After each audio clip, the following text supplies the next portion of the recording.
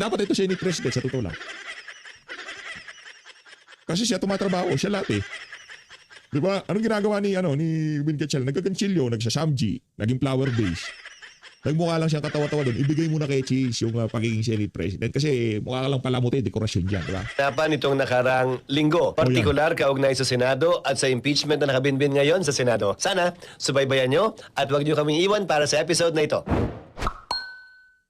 Sasagutin natin ilang mga katanungan mula sa mga kaibigan natin sa media, mga kaibigan natin nagpapadala ng text, at gayon din mga kaibigan na nagpapadala ng mga katanungan. We must work together to ensure a brighter future for our community.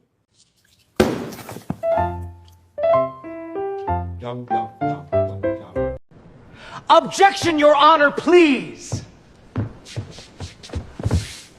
Objection, Your Honor, please.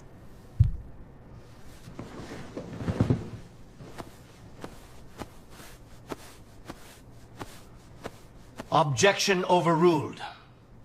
Here. Please! Bakit mo nang sinabi yun sa rally? Wala ka na makitaan sa natin. Wala ka na bang kahit kaunting pagmamahal sa akin? Kapatid mo ako! Nirespect kita bilang ate!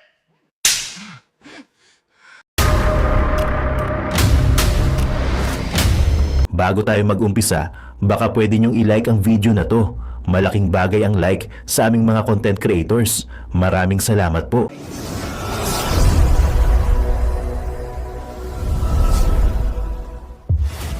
Nako, yare mga babayan. Isang planado nga ba ito ni Cheese Escudero? Aray ko. Yun, so guys, magandang araw sa inyo. It's me again, si Boy Sarsa. So napanood nyo yung preview. So yan, panoorin natin mga kababayan itong napakalupit na mga katanungan kay Cheese Escudero. Alam nyo mga babayan, parang pansin natin mapapansin nyo sa video na to. Talagang itong ginawa ni Cheese Escudero na pagiging pagkahudas, 'di ba? Sinabihan siya ng hudas. Parang ginawa niya 'to mga babayan, parang planado niya 'to para hindi siya makulong, 'di ba? Pero ang plano niya is ilalaglag din niya si Marcos Jr. at ang buong majority. Totoo ba 'to? Aray ko. Dahil alam niyo mga babayan, 'di ba? Itong si Cheese Escudero, 'di ba? Siya yung presiding officer, 'di ba? Pero makikita niyo po talaga parang ginagawa niya yung kanyang trabaho at wala siyang pinapanigan. Baga hinihimay-himay niya kung talaga ang ebidensya ni BP Sara at yung kabilang mga popols sablay. Mukhang tama lang ginagawa mo, Cheese Escudero Alam na namin ang plano Pero yung plano na yan mga babayan, yung nasa tama. Itong si Win Gatchalian ang hindi tama ang ginagawa, no? Ano lang pala muti, no? Para nasabi nga, ginawa nga ng video, naggaganchilyo, nagbabarbecue, nagmamasahe kay Cheese Escudero. Di ba? Ang lupit, no? Ayan nga, nakita niyo naman yung preview, di ba? Nakita niyo naman, minamasahe niya si Cheese Escudero. Di ba? Kakahiya ka, boy. Dahil sa video nito mga babayan, so good job, Cheese, no? Ang masasabi ng mga Pilipino at mga kapulod dito, i-comment nyo dyan kung good job ba, Cheese, ang masasabi nyo sa video na to. Panoorin nyo to guys kasi para maintindihan nyo yung pangyayari, di ba? At ang masasabi ko dito kay Cheese is good job talaga. At gawin mo lang yung trabaho mo. Kung naisahan mo man si Marcos Jr. dahil ay ikay bumaliktad, sabi ng mga babae natin, ikaw ay naghudas, tama lang, kung ikaw ay nandyan na, hindi ka nila pwedeng ipakulong na Baga hindi ka na nila pwedeng baliktarin na parang bigyan ng warrant kasi 'di ba bumaliktad ka nga. Pero nandiyan ka na sa floor, hawak mo na ang bit. Huwag mong pababayaan na manaig yung katarantaduhan ng mga demonyo. Huwag mong pababayaan yung kasamaan, no? Yung mga alamin mo lang, timbangin mo kung sino talaga ang tama, 'di ba? At alam mo naman kung sino talaga ang tama, 'di ba? Good job, Jis.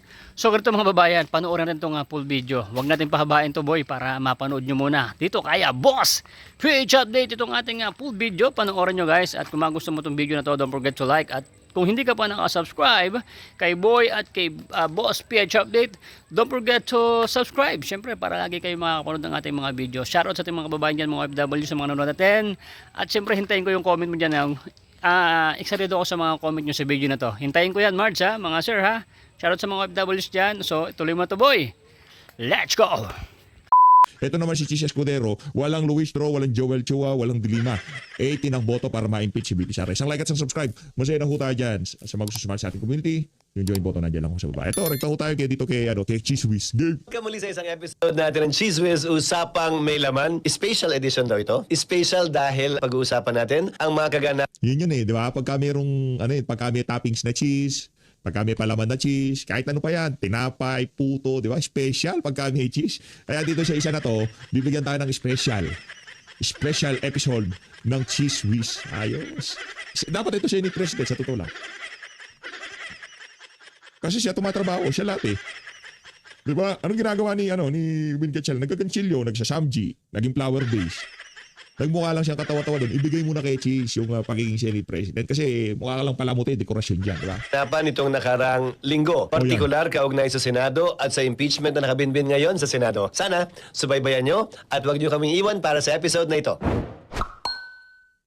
Sasagutin natin ilang mga katanungan mula sa mga kaibigan natin sa media, mga kaibigan natin nagpapadala ng text, at gayon din mga kaibigan na nagpapadala ng mga katanungan sa iba't ibang social media platforms namin. Pinili namin na sa pamamagitan ng podcast ito gawin dahil sang-ayon sa Rule 18 ng aming Rules on Impeachment. Hindi maaaring magsalita ang presiding officer o sino mang senator judge, kabilang na ang mga abogado ng prosecutor, ang mga abogado ng respondent at ang respondent kaugnay sa merits ng kasong ito. Sa pamamagitan ng podcast, mas matitiyak namin na buong ingat naming hindi lalabagin ang provision na yan ng aming rules. Kung kaya, ito ang paraan para masagot namin yung mga katanungang hindi lalabag sa Rule 18 ng aming impeachment rules. Muna natin. Senator, kwento nyo kung paano kayo naging presiding officer. Sang-ayon sa rules, ang presiding officer ay pwedeng pagbotohan matapos itong amyendahan ng huling sesyon ng Senado noong Hunyo. So, nagbotohan ng Senado para piliin akong presiding officer. Nag-abstain ako at hindi ako bumoto doon. Kaya ang boto ay 12 lamang para sa akin. Iliwanagin ko, tulad ng sinabi ko sa aking opening statement o talumpati na pambungad. Hindi ko ginusto to, hindi ko hiningi ito, hindi ko hinanap ito, pero hindi ko rin tatalikuran ang inaatas na responsibilidad sa akin na tulungan ang Senado at Impeachment Court na malampasan itong bahaging ito ng kasaysayan ng Senado at Impeachment Court kaugnay sa impeachment complaint laban sa ating ikalawang Pangulo. Hi, I'm Joel. I'm musician. Question lang po. Senator, as a presiding officer, do you And I thank you. Ganun dapat Gusto ko meron kung wala rin lang naman ganun ang sagot. Ang pagkasalansan nitong si ate, wag na lang. Kung walang pagkatapos mo nagtanong, and I thank you. Dapat may ganun ha. feel any pressure right now? Wala. Dahil bahagi lang naman siya ng trabahong pwede gampanan ng isang senador kung maatasan siya bilang isang presiding officer. Hindi naman, wala namang pressure. Paano nyo tinitiyak na ang bawat huling at desisyon ng impeachment court ay patas? Lalo na pag may magkakaibang interpretasyon ng konstitusyon at Senate rules. Ang definisyon ng pagiging patas, ika nga, ang definisyon ng justice sa simpleng pananalita sa Ingles ay giving every man his due. Binibigay mo kung ano yung nararapat sa kanya. Yun ang sinisikap kong gawin. Ibigay sa kada partido nararapat sa kanila. Subalit may dagdag. At kung ano ang binigay mo sa isang partido, dapat yun din ang gawin mo sa kabila. Kaya nung nabigyan ng pagkakataon, hindi ba magsalita ang prosecution na parang nagkukwento na sila? Sabi ko nga doon, peroration. Hindi na napigilan, nalagay na sa record. So dapat ang patas sa tamang gawin, bigyan mo rin ng pagkakataon yung kabilang panig na magsalita din sa pamamagitan ng pagkakataong binigay sa kabila nung nauna na dahil sa tanong ng isang senator judge. Hi, Christian here, isang pribadong empleyado. Sir Cheese, isang curious question. Sa nirami-rami ng objections at motions, piling nyo ba minsan referee na kayo? Yun naman talaga ang trabaho ng isang presiding officer o judge. Mag-referee sa pagitan ng abogado ng mga partido para matiyak napapangalagaan ng karapatan ng magkabilang panig. Nagsalita si Senator Pam na sana wag masyadong technical para makasagot yung testigo ng diretso. Nagsalita din si Senator Pia. Sabi may rules tayo, may dahilan kung bakit may rules tayo. Yun ang binabalanse, pilit kong binabalanse sa mga pagpapasyang ginagawa ko bilang presiding officer. Na matitiyak ko na kung ano man ang pagtratong binigay ko sa prosecution, yun din ang pagtratong dapat ibigay sa respondent upang pantay na pagkakataon ng binigay mo para ipresenta nila yung kanilang ebidensya at yung kasong gusto nilang mapanood at makita ng ating mga kababayan. Ano ang tugon nyo sa mga punas ng minority at sa petisyon na kumakwestiyon sa legalidad ng pagiging presiding officer mo sa trial? Karapatan po nila yan at mas maganda ngang iakyat nila sa Korte Suprema upang mapagpasyahan ng may buong linaw para sa hindi malayong hinaharap o sa hinaharap kung mangyari man ito muli, may gabay na tayo kung pwede nga ba o hindi yan at hindi na natin pag-aawayan pang muli ito. Napagkasunduan niyo po ba ang conviction threshold na 16 votes sa ibang senador? Posible bang mabago ito? Hindi namin pinagkasunduan. Hindi ko pinagpapaalam ang aking anuman ang sasabihin ko, ang tanumpating bibigay ko. Gayon din naman ang ibang senador. Hindi naman sila nagpapaalam sa akin ang sasabihin nila bago nila sabihin. Subalit may nakausap ako ilang mga senador kaugnay dito at sang-ayon sila sa aking posisyon. Sa katunayan, niliwanagin ko, hindi ko ito posisyon. Ito ang umiiral na batas sa ngayon. Base sa probisyon ng konstitusyon, base sa desisyon ng Korte Suprema sa Bayan versus Zamora, maliwanag yung paliwanag ng Korte Suprema doon. Ano ba ang sitwasyon ng Senado sa ngayon? Merong 21 senador, 2 ang nakapiit, ang isa ay hindi matagpuan. Yung kaso sa Bayan versus Zamora, klaro at maliwanag na 23 lamang ang senador dahil si dating Vice President, dating Senator Gloria Macapagal Arroyo ay nahalal bilang Vice President noong 1998. So klarong 23 lang. Walang nakapiit, walang nawawala, walang nagtatago. Klarong 23 lang. Pero ang sinabi ng Korte Suprema, sa pagratipika lamang ng isang tratado, ang bilang pa rin na dapat sundin ay 24, hindi magiging 23 dahil nakalagay sa pagratipika ng tratado ay 23 senators. Lalo pa siguro kaya kung impeachment ang pag-uusapan, na karapatan ng isang tao ang pinag-uusapan, hindi lamang karapatan ng isang tao, mandatong binigay sa kanya ng milyon nating mga kababayan. Mas dapat siguro na maging stricto tayo tulad ng sa pagratipika sa mga tratado. Gaya ng sinabi ko, ito ang kasalukuyang batas na umiral. Nalala ko yung aking professor sa constitutional law, the late former Professor Perfecto Fernandez. Sabi niya sa amin, when the trial court makes a mistake, it is appealable to the Court of Appeals. When the Court of Appeals makes a mistake, it is appealable to the Supreme Court. If the Supreme Court makes a mistake, it becomes part of the law of the land. Ito ang umiiral pong desisyon ng Korte Suprema, sang-ayon man po tayo o hindi. Kaya nga sinabi ko, kung sino man ang hindi sang-ayon sa posisyong ito, hindi lamang ng presiding officer, pati na rin ng impeachment court. Dahil wala namang umapila o naghahanap ng rekonsiderasyon sa aking pasya at sinabi, may pagkakataon silang iakyat ito sa Korte Suprema dahil justiciable controversy na ito. Depende siyempre sa pagpapasya ng Korte Suprema din, sa palagay ko, pwede nang iakyat at hinug ito. Bakit ko sinasabi ito? Ang impeachment process ay highly political. Klaro naman po, hindi ba? Na may magkabilang panig na magkaiba ang sinusulong. Pabor o kontra man sa impeachment, pabor o kontra man sa nasasakdal. Hindi ba dapat lamang na kapag natapos ang impeachment, tapos na rin ang gulo, away at bangayan? Impeachment ang proseso para tumuldok dito sa prosesong ito. Ang pangit naman at ang lungkot, kung matapos namin magdesisyon na may 14 o 15 boto, dun pa lamang mag-aaway-away uli. Ay convicted, ay acquitted, dahil magkaiba sila ng pananaw. Sana kung sakasakali, mapagpasyahan ito ng Korte Suprema kung may aakyat man sa Korte Suprema, bago pa man magkaroon ng pinal na kapasyahan ng Senado. Para hindi na tayo magsimula muli sa pinagsimula natin, na may gulo, may away, at may bangayan. Sana ito impeachment process, sino man ang manalo, sino man ang magwagi. Maging tuldok na, kaugnay sa bangayan, away, hindi pagkakaunawaan, at mga akusasyon laban kanino man, upang ito'y mapaliwanag, mabigyang linaw, at makita rin ng ating mga kababayan. Hi, Sen! I'm Chelsea. Close, ganun close. Pambihira naman kung maka-high-send ka. Huwag naman kayo masyado magpahalata na magkakakilala kayo. Tanong mo lang kay Sen. And I'm a student. Sana all may contact kay Sen. Curious lang po ako, mainit po ba yung suot niya na robe? Actually, mainit doon. Pinalakasan ko yung aircon ilang beses na dahil makapal yung robe na nakuha. Itong impeachment robe na ito, binili pa ito para sa nakarang impeachment noong 2025. Senate President pa ako nung in-order namin yung mga robe na yan. Konting dagdag na lang para dun sa mga bagong senador na pumasok noong 2025 na hindi bahagi noong nakaraang kongreso ang binili ng Senado para sa mga impeachment senator judges. Anong klaseng mga tanong po ang pwedeng itanong ng mga senador na pinapayagan ng rules? Ano ang ipinaalala niyo sa kanila? Hindi ko kinausap ang bawat senador kaugnay sa pwede o hindi nila pwedeng tanungin. Hindi naman yata tama yon. Hindi naman ako primus inter pares o una sa magkakaparehas. Pare-pareho kaming senator judge, nagkataon lamang na nagpe-preside ako, pero hindi para sa akin diktahan kung anong pwede at hindi nila pwedeng tanungin. Subalit, kapag ka ito ay medyo tumatawid na sa pwede at hindi pwede, pwede lamang ako magpaalala na sana hanggat maaari iwasan yun. Sa ilalim kasi ng korte, ng impeachment court man o regular na korte, ang ebidensya ay dapat pinepresenta sa pamamagitan ng mga testigo, hindi sa pamamagitan ng mga abogado. Yung mga fact at yung mga law dapat ipalabas sa pamamagitan ng testigo, hindi sa pamamagitan ng argumento ng abogado. Pero hindi ko pa rin pwedeng pigilan yung tanong, pero pwede kong pigilan yung abogadong sumagot kung ito'y lalabag dun sa pamantayan at panuntunan na yon.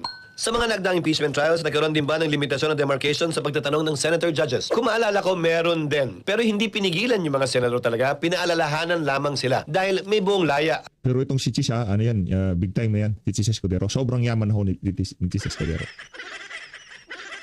Ano lang, simple lang yan, pero big time ho si Jesus Escudero. Ang bawat senator judge, tulad lamang ng presiding officer na may buong laya magtanong, na ipukol kung ano man ang katanungan nila sa abogado man o sa testigo. Pantay-pantay po lamang kami, tigi-tigi sa kaming boto. Pagdating sa pagpapasya ko i-convict o i-acquit ang nasasakdal. Pagpapaalala lamang po ang pwede kong gawin at hindi pagbabawal sa tanong na pwedeng ipukol ng sinumang senator judge. Pinakamalupit ho kasi dito mga kababayan. Kumbaga, ika nga pagka na-acquit si VP Sara dito, wala na, automatic presidente na siya. Ngayon, pagka na-convict siya dito, lahat ng boboto para ma-convict siya, markado ko yung lahat na yan. Lahat sila, mula kay Risa Hontiveros, Ping Lacson, Tuta Soto, lahat sila markado na. Kaya dito sa isa na to, napakaingat ho nila. Nakita niyo mga galaw nila, ayaw nila. Pero iba talaga, masyado silang masyado silang nagpapahalata na sa tanungan pa lang, napakaano na ho nila. Partisan na, di ba? Nasa partido na sila ng mga taga-prosecution. Mula kay Risa Hontiveros, kay Tuta Soto, Ping Lacson, Boytago, di ba? Yung iba medyo, pasimple pa sila. Pero alam naman ho natin, kahit yung mga boboto para ma-acquit si VP Sara, yun na lang ho talaga liniligawan nila. Kung ilan man yan, kumbaga kinukorner sila, ito yung mga ebidensya, ito yung public clamor. Pagka nagbumoto kayo ng acquittal dyan, mayayari kayo sa sambayan ng Pilipino. Di ba? Talagang dito kay Joel Villanueva, yung kaso mo, walang yaka, yung kaso mo, talaga naman, mayayari ka. Maano natin yan, mapapast-track yan sigurado. Para dito sa magkapatid na Villar, yun ho ang ini-aim nila ngayon Yan ho ang minamataan nila, yan dalawang magkapatid na Villar na yan. Kaya naman, abangan ho natin at iparamdam ho natin dito sa mga senador na to na kahit ano pang paninira kay VP Sara, ang pulso ng sambayan ng Pilipino, finish na. Si VP Sara ang ating presidente sa 2028. Kasi kahit gusto kong maniwala sa prosecution, ang nakakita ko nakasalang doon, sila din yung mga nakasalang, yung ng Bastos kay dating Pangulong Rodrigo Duterte, sila din yung nasa TRICOM, sila din nasa Injustice Committee, di ba? Parang sabi, paano papaniwalaan itong mga tao na to? Di ba? Sila din yun Sila din yung walang habas na nanakot ng mga witness, walang habas na talagang mag-contempt dyan sa House of Representative. Diba? Sila din yung gumawa ng budget, sila din nag-usap-usap sa mga programa. Paano mo pagkakatiwalaan yung mga yan? Ngayon, kung sino yung mga individual, let's say, kung sino yung mga kasama ng sumalansan sa budget natin sa 23, 24, 25 national budget. Sila din ho, behind the scene, ang nasa likod nitong impeachment trial na to. Sila yung nagnakaw Ngayon gusto nila maniwala ang sambayan ng Pilipino dito sa mga tao na to na gusto ma-impeach si VP Sara. Paano yun? Kaya, sabihin nyo na gusto yung sabihin. Kahit anong ilatag nila dyan, hindi ho tayo maniniwala dyan. Sila din yun. Yung mga nagnakaw sa flood control, sila din ang nasa likod ng impeachment na yan. Paano tayo maniniwala sa kanila? Hi, hello po. I'm Dan. I'm a student. And gananood ako may utana. Kaya Bisaya itong si ate. Palakpakan natin. Galingan mo mag-aral natin, ha? ingon man si Senator Pia na sige siya, na nistufnak daw siya sige tanaw sa screen. So, ako pangutana is if nanabay monitor po. By Monday, dapat nakalagay na ng monitor sa ibaba ng lamesa ng mga prosecution at saka respondent. Kumbaga nandito para makita ng mga nakaupo sa first row. Alalahanin ninyo, ang Senado nakaharap lahat yan sa rostrum o sa podium. Kaya yung mga TV nakaharap lahat ng paganon sa prosecution at saka sa respondent. Dahil binaligtad namin yung arrangement, nakaharap sila sa testigo at sa Council for Prosecutors and Respondents, yung mga TV hindi na akma sa kanila, na nakatutok talaga sa kanila. At the rate we are going, ano ang nakikita niyong timeline considering as well the number of witnesses on the list? Sabi ko nga sa trial kahapon, binigyan ko ng pag-asa si Senator Bam. Tingin ko parang diesel ito. Parang diesel na makina, ika nga na kailangan mo ng uminit. Ano mang bagong proseso, bagong trial, siyempre nagsasanay pa ang magkabilang panig, nagsasanay pa ang mga senator judges. So ang simula talaga nito ay nangangapa pa ang ilan, kabilang na ako. Medyo may kabagalan talaga sa simula. Pero inaasahan ko na sa mga darating na linggo, mas bibilis na ito dahil masasanay na yung Council for the Prosecutors, yung Panel of Prosecutors sa parte ng Kamara, at gayon din yung mga Council for Respondents, kabilang na yung mga Senator Judges at ako at si Senate President Win. So mas bibilis ito ng konti sa mga susunod na araw at linggo. Sana po unawain ninyo, pero mas mabilis na po ang takbo ng impeachment nang hindi naman po minamadali yung proseso. Para sa akin, tinataya ko na sana matapos ito bago mag-Nobyembre o Disyembre. Pero hindi ko kaya magsalita ng patapos. Depende. Sana matapos na. Maganda pagkatapos nagpresenta ng ng prosecution, botohan na kagad, wala nang rebat. Tapos na, acquit. Para matapos na, di ba? O sa defense, wala kayong kailangan ipaliwanag sa sambayan ng Pilipino. Yung mga nagpo-persecute dito kay VP Sara, yung mga gusto siya ma-impeach, kahit anong gawin nyo, hindi nyo maliligawan yung mga yan para kumbinsihin sila na inosente si VP Sara. Okay? Ang laban sa social media ngayon, Tapos na usapan, si VP Sara, presidente na sa 2028. Kaya itong lahat ng nakikita natin na to, meron nung merong salamangang nangyayari sa social media. 'Di ba? Pagalingan ng naratibo, pagalingan ng interview, pagalingan ng ganito, pagalingan ng ganyan. Pero yung mga manonood, hindi naman sila naliligawan na parang may problema talaga siya. Wala ho eh. Yung mga Sara Duterte supporter, kahit anong gawin nila, hindi na mababagbag yung base na yan na 32. At kung meron kang 32, mag-i-snowball yan pag nag-umpisa ang hearing. Ay, nag-umpisa ang eleksyon. Kaya para dito kay VP Sara, wala siyang dapat na ikabahala. Ang sigurado natin dito, yung 32 na na base niya dito sa taga-suporta, tapos na ho yun mga kababayan. Finish na ho yun. Wala na, hindi na aalis siya kanya. Kahit ano pang ilatag nila, alam ng mga kasama natin dito sa PHFD. Yung nasa likod nitong impeachment na to, sila din. Yung mga taong nagnakaw, sumalan sa budget, nagnakaw sa mga maanumalyang flood control project, sila din ho yun. Kaya hindi tayo maniniwala kahit anong ilabas nila dyan. Huwag na kayong mag-aksaya ng pagod. Kasi yung galit kay VP Sara, kahit anong gawin namin, mahirap nang kumbinsihin yan. Sarado na utak niyan. Tayo bukas ang kaisipan natin. Alam natin kung anong nangyayari dito sa bansa natin. Alam natin na yung mga tao na nasa likod ng impeachment na to, sila din yung nagnakaw sa kaban ng sambayan. Kaya hindi sila dapat pagkatiwalaan. Pero halimbawa kung yung mga yung mga nasa likod ng impeachment, hindi si Luistro, hindi si Chua, baka kailangan talaga natin pakinggan. Diba? Ganun eh. Kasi hindi ganun yung suma.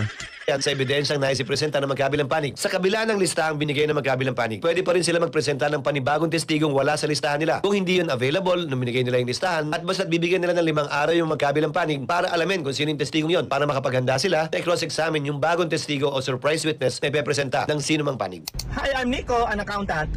Tanong ko lang, Dito ako kay Nico. Ito gusto ko si Nico magtanong. Sen, Nakasil lang pag humahaba ba ang session, nagpapapopcorn? Bawal kumain sa plenaryo. Sa katunayan, bawal din nga daw Bawal kumain pero okay lang mag-sampone. ang tubig nung nagdaang impeachment dahil baka daw may mambato gamit yung mga bote. Nagbigay kami ng tubig nang may buong tiwala dahil yung tubig yata binigay namin nakalagay sa bote hindi nakalagay sa plastic eh. Hi, ako di ay si Kyle Magbubat, usa ka estudyante ug narakutan ko. Nagkulong pa nga sa CR. Ayun, para siyang nasa kuweba tuloy.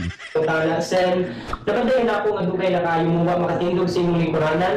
Dapat may jingle break. Nung Miyerkules ko lang naisipan yon dahil napansin ko ang hirap magpigil ng tawag ng pangailangan. Ika nga. Gayon din sa mga counsel for the parties. Dahil yung mga senador sa baba, yung mga senator judges, labas-masok naman silang pwede. Pero sa party ko, sa party ni SP Win, sa party ng mga counsel for the parties ay tila hindi. Kaya ginusto ko nga sanang magkaroon ng break sa gitna para sa call of nature. Ika nga. Subalit nung Miyerkules, nung ginawa ko yon, nagpa siya na yung prosecution na hindi na lamang magpatuloy sa bago nilang testigo. Kung kaya't hindi na lang break, nag-adjourn na lamang kami.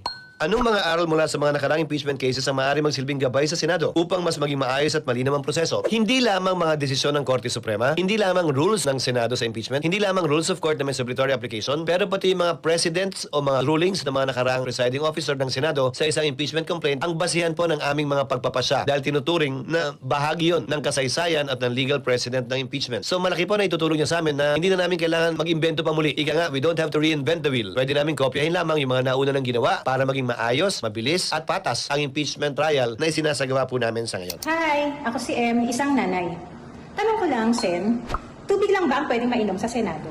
Hindi naman. May mga nagkakape, may mga nagtsatsa at depende kung anong ilalagay sa water tumbler ng mga senador na laman. Soft drinks man, juice man, iced tea man, nasa sa kanila yon. Pero ako tubig lang. Hindi pa nga masyado maraming tubig kasi nga baka mamaya maihi ako mahirap tumayo nang hindi pa nagbe-break o nagre-recess ang Senado.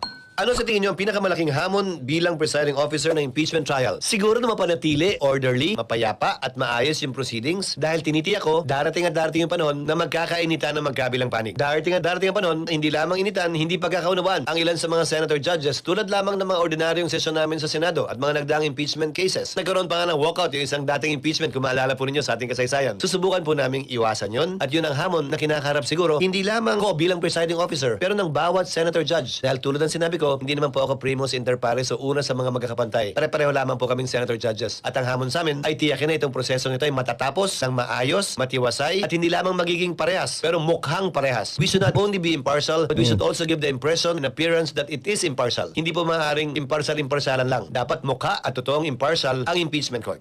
Paano pagsasabayan ng Senado ang impeachment trial at ang regular legislative work pagkatapos ng SONA? May posibilidad bang baguhin ang schedule at may mga mungkahi ba kayong adjustments? Hindi ko po desisyon yan. Desisyon po yan ni Senate President Win Gatchalian. Dahil hindi na po saklaw yan ng pwedeng gampanang tungkulin ng presiding officer ng impeachment. Hindi na, desisyonan mo na. Wala namang kwenta si Win Gatchalian. Pagka kunyari, tapos regular na tayo, regular session na tayo, di ba? Kahit hindi pa wala pang pinag-uusapan, magdesisyon ka na, wala namang kwenta si Win eh. Wala nang ginagawa si Queen. Lang yan, flower base lang yan. Pambira, atat kang maging Senate President, di mo naman pala kaya. Kung di mo kaya, huwag mong pasukin. Ganun lang ako kasimple yan. Huwag mong pasukin yung isang bagay na hindi mo kayang panindigan. Di ba? Kung kaya mo, pasukin mo. Kung hindi mo kaya, huwag pasukin. Para ka lang para ka lang magmumukha ka lang katawa-tawa, di ba? Oh. Pero pinanukala ko na po sa kanila. Ikonsidera na gawing umaga ang impeachment trial 9 o 10 o'clock man hanggang 2 o'clock ng hapon o 4-5 oras at ang sesyon ay 3 o'clock o alas 4 hanggang matapos na kami. Bakit? Dahil papasok na rin ang panukalang budget para sa taong 2027. Ako ang lalaho nito. Segue ho talaga itong mga magnanakaw na to. Nanonostra ko na eh. Habang may impeachment, yung BICAM, yung Committee on Appropriation, papalusutan ho tayo nitong mga mga buhaya na to, nitong mga magnanakaw na to. Hindi ho talaga natitigilan ang sambayan ng Pilipino hangga't hindi ho natutuyot ang ating mga kababayan, ang kaba ng sambayanan. Naku, naramdam na ho natin ang malawakang pagnanakaw na naman ang gagawin ng administration na to sa 2027 national budget. 2026 national budget, ayun na. Anong klaseng nakaw na nangyari? Oras, pera, resort, lahat na ninakaw nila. 25 million kada araw. Okay? 25 million kada araw dyan sa impeachment ho na yan. Ganun kalala. Magkano daw yung di umanong ninakaw ni BP Sara na mapanggang sa ngayon wala silang ebidensya? 125 million. So pagka naka-5 sesyon tayo, yung sinasabi nilang ninakaw ni BP Sara, wala na, tapos na. Doblado, yung nawalang perang sinasabi nila na wala silang ebidensya, mas ang malalaho nito, hindi lang ho pera nawawala, pati oras. 'Di ba? Yung panahon na nagtatrabaho itong si Kilay, tinatrabaho yung budget na yan, hindi ho nangyayari yan. Ang nangyayari ho, na busy-busy ho sila sa impeachment ni BP Sara. Kailangan mag-conduct ng hearings ng Senado. So habang wala pang ginagawa sa plenaryo, pwedeng suspindihin ang sesyon, suspindihin ang rules para makapag-hearing yung ilang mga komite kaugnay ng budget o kaugnay ng ibang panukalang batas habang nagsesesyon ng Senado. Kung mga Ayun, pwede naman pala, edi tayo? Mag-Blue Ribbon Committee hearing tayo, di ba? talumpati lang naman ang i-deliver at wala namang botohan na mangyayari. Pangalawa, mababakante nito ang buong araw ng Webes. So Monday to Wednesday lang po yun, tulad niyon, para sa mga hearing din na kailangan isagawa ng iba't ibang komite. Dahil impeachment ay isa lamang po sa mga trabaho ng Senado at patuloy pa rin yung trabaho po namin bilang mga senador na pag-usapan, pagbotohan at magpasa ng mga makakabuluhang panukalang batas na makakatulong sa ating mga kababayan. Kabilang na po yung taunang budget na pinakamahalagang batas na dapat ipasa ng Kongreso kada taon. Pero hindi ko po decision yun. Suggestion lang yun. Ano ang inyong pinagtutunan ng pansin sa Senado habang nagpapatuloy ang impeachment trial? Hiningan kaming lahat ni Senate President Win Gatchalian ng mga priority bills upang sa gayon yun ang tututukan niya na mapasa sa pagbubukas muli ng Senado. Matapos ang SONA, inaasahan ko na yun yung magiging pangunahing tututukan ng Senado. Hindi lamang ako, pati ibang mga senador. Dahil ang listahan ito ay nanggaling hindi lamang sa isa, kung hindi galing sa lahat. Hello, ako Gilles Jose. I'm a student. Gusto ko lang mabalaan kung pwede ba mag-absent ang mga senador during the impeachment trial. Pwede. Kung talagang kinakailangan at kung hindi talaga may iwasan, parang sesyon din naman yan. Dapat mag-attend ng sesyon, dapat mag-attend ng trial. Subalit kung may sakit, may karamdaman, hindi umabot, may magandang dahilan, pwede dahil court of record ang impeachment court. Parang korte rin yung ordinaryo na may rolyo. So lahat ng pinag-usapan sa hearing na mismo, pwede mong basahin o panoorin gamit ang records ng Senado. Magkano nagastos ng Senado sa unang linggo ng impeachment trial kasama ang logistics at security? Si Senate President Win Gatchalian po ang dapat na makaalam po nito. Subalit, ang kaya ko lang siguro sagutin na ito, hindi kami nagdagdag ng tao, hindi kami nagdagdag ng security, wala kaming biniling bagong lamesa. Alam ko, galing lamang sa bodega ng Senado yung ginagamit na lamesa ng counsel for both parties. Yung witness box, ginawa yan nung panahon ko pa bilang Senate President, bilang paghahanda nung impeachment dapat nung 2025. Kung meron man, yung aircon nakabukas pa rin sa Senado kahit may impeachment o wala, kahit may sesyon o wala. So walang dagdag sa utilities. Siguro, may dagdag man sa utility, sa tubig, dahil mas maraming gumagamit ng banyo, pero walang ganong kalaking dagdag sa gastusin ng Senado itong impeachment trial. Mas marami Ibig sabihin, meron mo talagang kikita kasi 125 million kada araw ang budget. Pero wala naman daw kung dagdag. Sa pagkain, mahal naman yan, 125 million pambihira. Maraming oras lang na ginugugol ang mga senador sa Senado bilang impeachment court. Dahil ngayon dapat recess po kami. Pero imbis na recess, nandun po kami nagtatrabaho bilang senator judges. Yun lang po siguro ang pagkakaiba. At wala rin pong dagdag sa sweldo namin kahit na may dagdag na trabaho. Hello, I'm Zina. Nagtatrabaho ako sa isang BPO company. Question lang, Senator. Bilang ordinaryong mamamayan, anong mapapala namin sa impeachment trial? Pinapatunayan at pinapakita kasi nito na tumatakbo, umuubra yung demokrasya natin sa ating bansa na sa dulo magbebenepisyo dapat ang bawat Pilipino. Dahil sino ba naman ang gustong manirahan o mabuhay sa isang bansang may diktadurya? Buhay ang demokrasya sa ating bansa at ito ang pinapakita at pinapatunayan natin sa pamamagitan. Hindi totoo yan. Nabubuhay tayo sa diktadura, pero ika nga diktatura na hindi diniklara yung pagiging diktatura. Pero ano bang nangyari diyan sa impeachment na yan? Ba't pinagpilitan? Kasi diniktahan ng House of Representatives, diniktahan ng Malacanang na dapat magpatuloy yung proseso na yan. Pero kung pagbabasihan yung ebidensya, doon pa lang sa mini trial, dapat tapos na yan eh. Pero pinagpilitan kasi nga nasa diktatura tayo. Ito talaga si Kilay. Pamagitan ng prosesong ito. Yun marahil ang pinaka pwedeng maibigay ng prosesong ito sa ating mga kababayan. Ano ang mensahe nyo sa publiko na umaasa magiging maayos at makatarungan ang buong proseso? Sa abot po na aking makakaya, bilang presiding officer at bilang isang senator judge, isa sa 24, sisikapin ko po palagi na maging maayos, patas, parehas, at magagawad ng katarungan ito sa lahat ng partido sa kasong ito, prosecution man o respondent man. At natatapusin namin ito at hindi iiwanang bitin. Dapat lamang po na kung ano man ang sinimulan ay dapat tapusin. At sana, ito nga binaligat naming proseso nito ng impeachment ay tunay na tapusin ng Senado bilang impeachment court, hindi mabitin. Ano man ang konklusyon, sino man ang mapaboran nito, sino man ang masaktan. Sana tanggapin ang magkabilang panig, unawain at maunawaan dahil ginagampanan lamang po ng Senado ang aming trabaho nang walang dapat kinikilingan ng bawat isa sa amin. Maraming salamat po sa lahat ng padala ng katanungan. Lipat na ho tayo dito sa kay Vice President Sara Duterte. Game. Una, pinapaabot ko sa ating mga opisyal. Ay, palakpakan muna natin to si Kilay, si Cheese. So, palakpakan muna natin. Thank you, Kilay, ha. Galingan mo bukas, ay galingan mo mamaya dahil maraming nakaabang sa impeachment na yan, ha. At kung sakaling gawin man ng umaga yung impeachment trial na yan, kahit anong oras, wala nang problema. Pero ang sigurado natin dito, finish na, done deal na ika. Kami mga taga-suporta dahil nga yung mga nagpipresenta dyan sa impeachment, kaya nasa likod ng mga yan yung mastermind sa pagnanakaw ng flood control. Hindi kami maniniwala kahit anong ipresenta ng mga siraulo na yan. Ng pamahalaan. Ay, si BP pala yung magsasalita. O BP. Na itigil na muna natin yung pamumulitika at pananawagan nila ng transparency and accountability. Pero ang totoong pakay nila ay ang kanilang mga sariling political interest.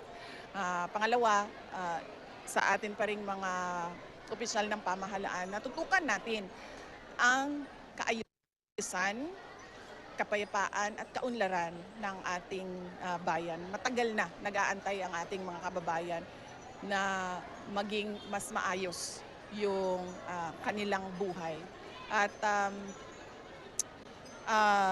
sa ating mga kababayan, huwag tayo mawalan ng pag-asa na merong mangyayaring pagbabago sa ating bayan at huwag tayong mawala ng pag-asa sa kakayahan natin na maging isang mayaman na bansa. And we're now joined by Attorney Michael Poa. Yun, palakpakan muna natin. Parang kanina sa uling video natin si Attorney Michael Poa. Si Attorney Michael Poa. Vice President Sara Duterte's defense team. Good morning, Attorney Poa. Thanks for making time. Yan, yung reporter na yan, medyo good sa akin yan. Hindi yan kagaya nung mga kups na reporter dyan sa channel to. Yan, medyo okay yan. Si ate. Good morning, Miss Katrina. Si Katrina. Yeah. Si ate, ano lang yan, medyo maliit lang yan pero maanghang magtanong yan. At hindi po siya masyadong obvious ika nga. Kahit na yung network niya napaka-kups. Pero si ate Katrina good sa atin yan. Palakpakan muna natin si ate Katrina. For having us here. Thank you for coming here to the studio at such an early hour. It's fine. Well, before we talk Idol natin yan, no? about the actual trial, what transpired at the trial this week, many people are very curious about the ate, nature of Attorney Zuleika Lopez's visit in the Senate yesterday. What was the nature of that visit? Why was it important for her to come to the Senate ahead of her actual day of trial? Well, to be honest, Katrina, kami sa defense, we never really had any communication with Yusek Lopez or the OVP. That's why when she was there yesterday as part of my preparations for probably the round of interviews that I'll be doing, I just simply... Ako si Atty. Zuleika, ako talaga naman, pagka naging presidente si BP at ginawa niyang special assistant, ginawa niyang Basta cabinet level, abangan ko yan. Babantayan ko yan si Atty. Zulaika. Bawat galaw niyan, doon ako sa likod, nagchichir ako kay Atty. Zulaika. Di ba? Pagka ginawa siyang executive secretary, ginawa siyang special assistant to the president. Kung ano man ang pwesto ni Atty. Zulaika, nandun ako sa likod niya, nagchichir ako. Go attorney, go attorney. Ganun lang ako kay Atty. Zulaika. Maraming Luistro, Joel Chua, abang kayo, mga walang yan kayo. Paduano! Sasabi ko siya Paduano. Asked the staff kung ano yung purpose. And I was told the purpose was really administrative by nature. For example, not long ago, I got a message from OVP asking if we could accommodate, I think, the OVP media beat inside the Senate. So I said, that's not something that falls within our responsibility, because I understand that there are sort of teams formed to cover the defense, the prosecution, and the trial itself. So perhaps those were one of those things na administrative that they went there for. And also, as you know, the defense and the prosecution also are given allotted seats. I think around 45 seats for the defense and 45 seats for the prosecution, and 61 for the public. So I was asked if there are times that OVP personnel would like to also visit and view the proceedings. So I said yes, but perhaps a necessary request would have to be made.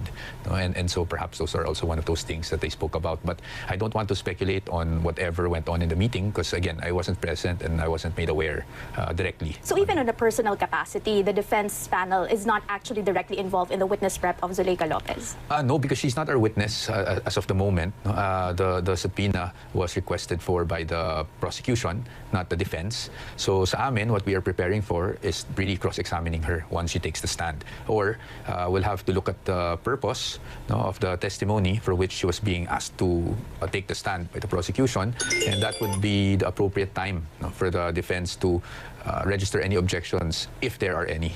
So I'm not saying we will be. I'm just saying that it will depend on whatever purpose they will be stating. Right. I understand that you seem to not believe that it's not actually fit or necessary to discuss strategy as well as matters of the trial or details of the trial itself. But as far as the defense team is concerned, how different is the preparation when it comes to prepping a regular witness, your witness, as well as someone who is already marked as a hostile witness for the prosecution? Well, definitely. There's a huge difference in terms of the rules. For example, we're talking in general terms, diba? Once a witness is qualified as a hostile witness for the party calling such witness, nag-iiba kasi yung rules eh. Usually on direct examination, you can not ask leading questions on the witness that you call to the stand.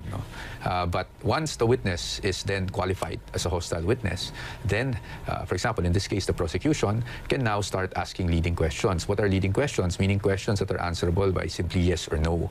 So in terms of the preparation of the defense, knowing that that could be a possibility, a very real possibility, syempre, we are also now focusing on our strategy naman when it's our turn to cross-examine the witness, because then the dynamics would change. And how difficult is it, considering that Attorney Lopez has already been summoned in the House of Representatives, as your camp quotes it, mini trial? Do you feel that the questions that will be asked during the actual trial would be quite similar already to those that have already been asked during the House proceedings? Actually, just to clarify and just to be fair to also the House of Representatives, what was coined initially as a mini trial, subject to the explanation made by the lead prosecutor now, Representative Luistro, was the proceedings held in the Committee on Justice. Hindi naman napatawag si Attorney Zulaika doon. In fact, I was the one na napatawag doon. I believe Attorney Zulaika's invite to attend the hearings came during the Good Government and Public Accountability Right, so hearings. it's not an all-encompassing term with regard to the proceedings that happen in the House. No, yeah, we were the mini trial was really confined to the Committee on Justice hearings, no. So at least, well, that gives us a fair idea kung ano yung mga issues that will be brought out, in terms of her appearance. But again, we cannot be too confident na malilimit lang doon, especially since we're talking about Article 4 now, no, which yun yung nauna kasi, yung grave threats. So based on that, syempre, the job of the defense is to anticipate whatever may be asked and then to prepare for them. Yun lang naman ang pwede namin gawin sa ngayon. I know you have already briefly answered this question during the post-trial press conference last Wednesday, but why was it important for the defense to actually show or flash a clip of Attorney Lopez's so-called meltdown or very emotional moment during that Zoom meeting sometime in November 2024? Well, Katrina, to be honest, it's very hard for me to answer those questions because I'm very mindful of the rules on discussing merits, but perhaps I could just say, para lang maintindihan ng taong bayan without getting into the merits on whether we were successful or not, no? It's really, we needed to show context, diba? Because there were clips that were shown on specific things that the Vice President said, so we had to show other clips to show the context. But whether that was taken as contextual already is something up to the impeachment court, and it's not something that I can honestly argue through media interviews, because then that would be in violation of the rules. Well, since you mentioned context, Attorney CJ Narvasa was quite intent on actually playing the entire more than 2-hour long video on Tuesday, on the second day of the impeachment trial. But then there was a sort of withdrawal of that motion or that insinuation come Wednesday. Talk to us about the wisdom behind that pivot. Why did the defense suddenly shift its strategy of wanting to play the video for an entire 2 hours to simply just playing clips of that video? Well, to be very candid, we haven't really shifted on the strategy just yet, no? Everything naman that is done by the person on deck is always a strategy, not of the person, but of the entire team. Now, at that point, we did not feel that it was necessary yet to play the entire 2-hour, 26-minute clip. So there's still a chance that we will be watching? There is still a chance. Yes, there is still a chance. I'm not... Natawa itong si ate 2 hours yun hindi, ano na lang yan, kumbaga para na lang siguro sa mga, di ko alam, yung undecided, gano'n ba karami mga undecided na boto para dito kay VP Sara? Kasi 32% alam namin, malinaw sa amin. Actually, hindi naman tayo ang audience dyan sa impeachment na yun. Tayo kasi kahit anong pakita nila, alam natin mga magnanakaw ang nasa likod ng impeachment na yan. Hindi si VP yung mga nagsagawa sa prosecution, mga nasa likod nila yung mga mastermind, di ba? Kaya wala nang usapan. Guilty na agad yung mga yan. Kailangan niya ng mga ikulong. Discounting that possibility. No, I'm not saying we will definitely do it, but I'm not also discounting the possibility that we will, because again, it's very important to get the context of the matter, no, in terms of grave threat, no, itong pinag-uusapan natin, kung ano ba talaga bang may pagbabanta, at kung hindi yun pagbabanta, paano tayo dumating sa ganung utterances, hindi ba? So very important yung context. So sa ngayon, nung nangyari nung Wednesday, I think it was day 3 of the trial, we felt at that time that there was no necessity really to play the 2-hour clip, because obviously, as we all know, 2-hour 26 minutes, that takes a lot of time, not just the time of the parties, but especially the time of the impeachment court, no? So that takes up judicial time. So once we do it, we want to make sure that it is definitely necessary for our defense to play that before we subject the senators to a 2-hour 26-minute clip. Do you feel that that strategy would not backfire from your end? Because critics of the Vice President would definitely say that the defense is trying to dribble the ball game here. No, it's not really dribbling. It will depend on the nature kasi of the testimony of the witnesses that the prosecution will be presenting. So in terms of the witness that was presented the other day, kay Agent Kalilong, we felt that it wasn't really necessary just yet. But that doesn't mean that we won't insist on playing the video for some other witness which we think would be vital for that witness. Also, during the post-trial press conference on Wednesday, you gave Attorney CJ Narvasa a 10 out of 10 score in terms of performance, despite the backlash that he got from social media on the second day. Talk to us about that rating. What's behind that number? Just to clarify, actually the question was, one media personnel there asked that the prosecution gave itself a 10 out of 10. No? So asked me what I thought about the defense, not particularly Attorney Narvasa, but the defense as a whole. So I said, well, to be honest, sa tingin ko 10 out of 10 rin. Why? Because we hit our targets, no, for the first week of trial. But as to Attorney CJ, I would like to also thank him for what he did, no, for his performance. Regardless of people, there will always be, since it's such a divisive issue and it is a politically charged trial, there will always be bashers and there will always be people who might like what we're doing. So sa atin, that's par for the course, diba? So, but sa amin, we had our targets for Attorney CJ to deliver, and at least in our view, he was able to deliver those targets. Now, if there are people who didn't like that, I think that comes with the job, really. Before we talk about those specific targets, at least those that were already discussed in court already, did some senior members of the defense panel at least gave a tip, not really reprimand, but maybe advised Attorney Narvasa to perhaps limit some of the objections, because there were some points where even the date of the video itself, he was already objecting to that point? Well, Attorney Narvasa, is an experienced lawyer, so of course everything we do in court, no, is discussed even prior to before we even enter the impeachment court. So to be honest, Attorney Narvasa was just doing his job as a lawyer. There were a lot of things online saying about Mr. Objection. That's that's the elephant in the room. No, people were saying Mr. Objection, etc. But the next day, Attorney Ligutan was also registering a lot of objections. But again, there's nothing wrong with what Attorney Ligutan did. There's nothing wrong with what we feel, with what Attorney CJ did.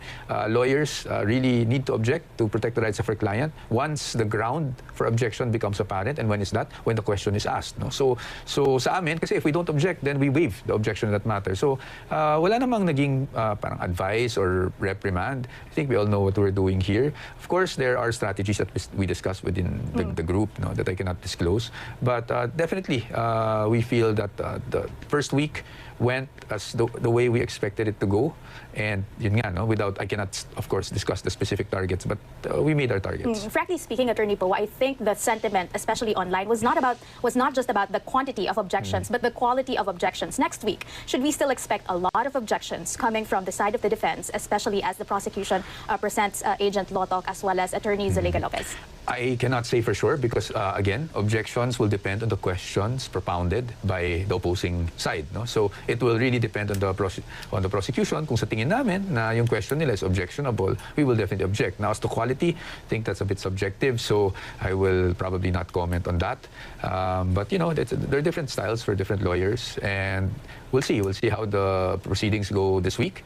But rest assured that kung wala namang basehan yung objection, hindi naman siguro kami mag-object para lang manggulo. Is there a conscious effort on the part of the defense to stay off of social media, at least while the trial is ongoing? To be honest, that would have been a privilege, which it is a privilege I don't have because, as you know, also aside from being counsel and taking on some of course, the legal arguments and being part of the team, I also have to be spokesperson, and I cannot be spokesperson if I do not have somewhat of a scan, no, of what's going on in social media. So yes, as much as possible, we'd like to sort of block out the noise muna and just focus on the job. But as far as I'm concerned, I cannot get away from it. Diba? So, you're still not yet in the direct line of fire so far. Will you be cross-examining a witness? I'm sure at some point, I will be in the direct line of fire. Diba? Parang, ano lang yan eh, whoever is on deck, diba, is always on the direct line of fire. So yes, so of course, I will have my turn, no, at some point. And when that happens, I'm sure I will also be subjected to bashing on one end and maybe people supporting another end. But again, it's par for the course. It's part of our job. And siguro, kailangan lang namin talaga to get ourselves, no, to just focus on our work rather than the noise all around. All right, let's talk about the targets that you mentioned. You earlier said that you were quite satisfied with the performance of Attorney CJ Narvasa because he delivered some of the targets that you have set for him. What are these targets? We cannot disclose. At least those that were already discussed on the floor. Because it will go into merits. But at least we wanted to test the credibility, obviously, of the witness. We also wanted to show the nature of itong affidavit of investigation, diba, na lumabas naman factual lang na dalawa yung naging affidavit of investigation, etc. So, ano pa lang tayo naman eh, we're early days in the trial, no? So, we're trying to establish certain facts with certain witnesses, and then, of course, there will be more witnesses to come, and we will try to do the same. Right. So, it's no secret to the public that the main goal of the defense at this point was to debunk the credibility of Agent Mark Calilong. Well, not just the credibility. That's always part kasi of every cross-examination, syempre.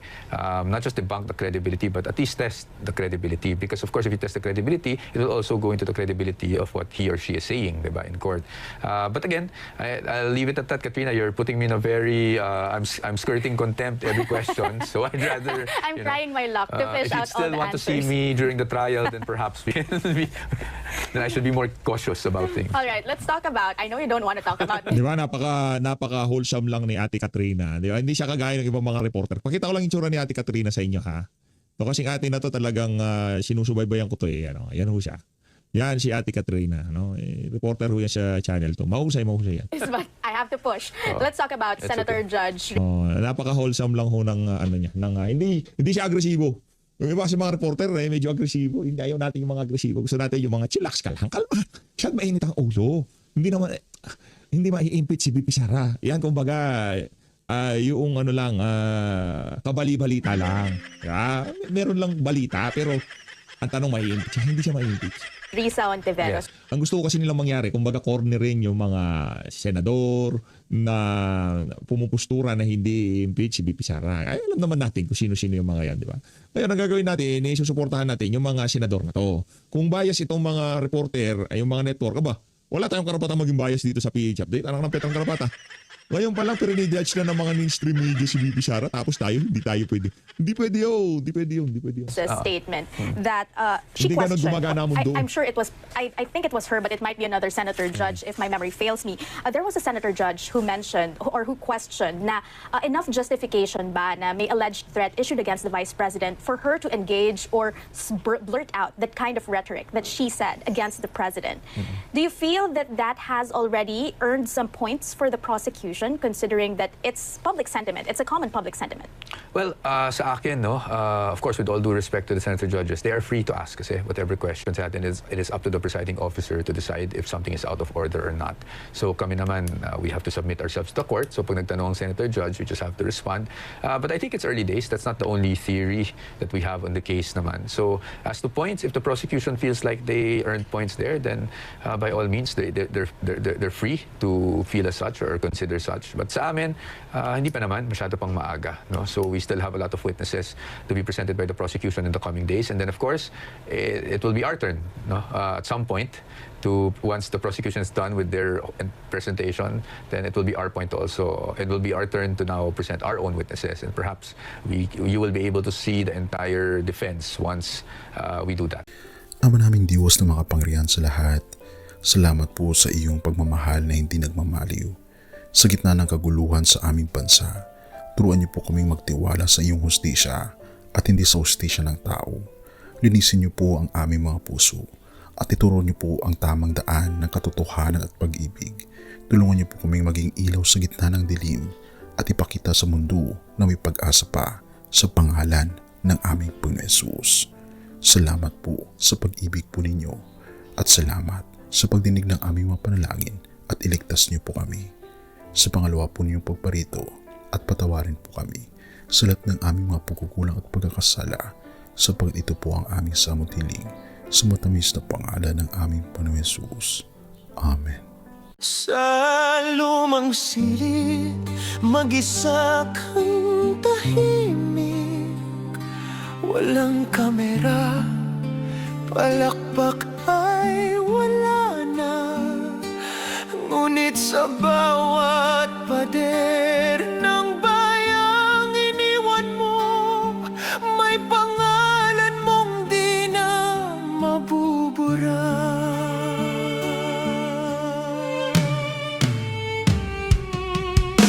Minsan kang naging balikat ng mahihina, kalaban ng takot, kakampi ng asa. Di mo man laging nasabi ang tama, pinili mong ipaglaban ang madla. Hindi ka saktan gaya naming lahat, pero tumindi ka nang walang pag-atras. At ngayong pagod ka na, tatay, kami naman ang sasalo ng bawat bigat.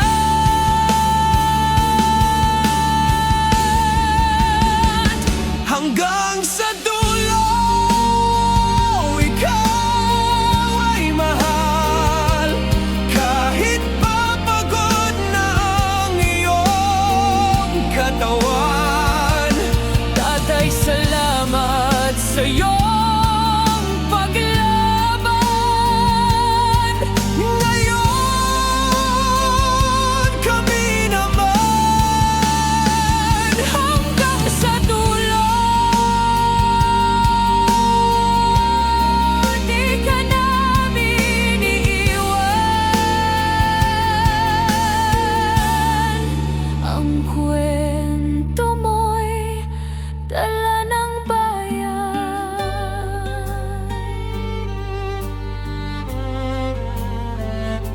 tahimik ka na sa mga batikos. Wala nang tugon, wala nang galit, pero sa mata ng mga maralita, naroon pa rin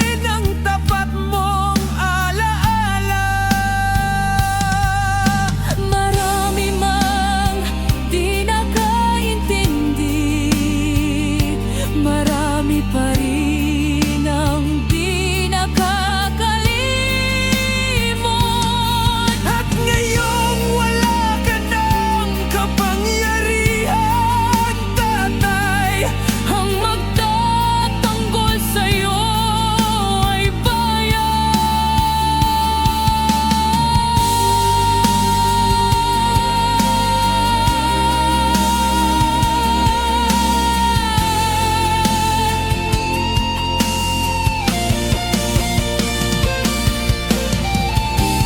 Hindi ka nag-iisa.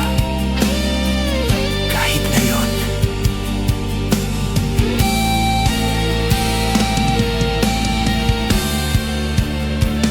Hanggang sa dulo, tangan ka pa rin sa puso ng batang minsan mong pinakain. Hanggang sa dulo, Di ka nag-iisa. Ang dasal ng bayan ay sa'yo pa rin. Katay kami naman ang lalaban sa ngalan mo, sa alaala mo. hanggang sa dulo. Dalangin ka ng puso ng masa.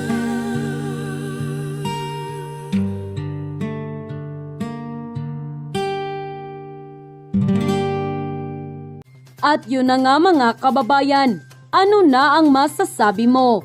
Kung mayroon kayong hinaing at komento patungkol sa balitang ito, please comment down below. Pag-uusapan natin yan sa comment section.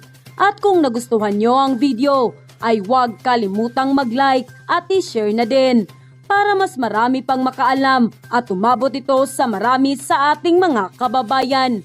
Maraming salamat po. Mabuti pa ang sardinas, may label. Eh tayo, wala. Nay, ito na yung bayad ko sa isa, ano? O, kunin mo yung isa. Isa muna, iyan, no? Tapos, isa pa, di ba? 4 dapat na sardinas, eh. O, yan. 3 na. Pang-4 na sardinas. O, okay na.